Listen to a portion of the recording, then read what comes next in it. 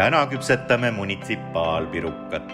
Pirukas koosneb peamiselt investeeringutest, mille koostiseks on koolid, pargid, lasteaiad, kultuuriasutused ja huviringid, perearstiteenus, trennid ja terviserajad, heakord, haljastus ja mänguväljakud. Paraku jaguneb munitsipaalpirukas Tallinna elanike vahel ebavõrdselt. Näiteks saab iga lasnamäelane kordades rohkem investeeringuid kui põhjatallinlane. Munitsipaalpirukas tuleb jagada kõigi linnaelanike vahel võrdselt ja seda suurendada kuni 10 korda.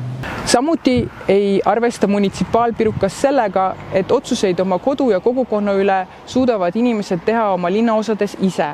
See siin on iga tallinlase jaoks kõige olulisem maja. Siia tuleb tuua oma rahade üle otsustamine. Anname teie kodu üle otsustamise teile tagasi. Põhja-Tallinn vajab muutust.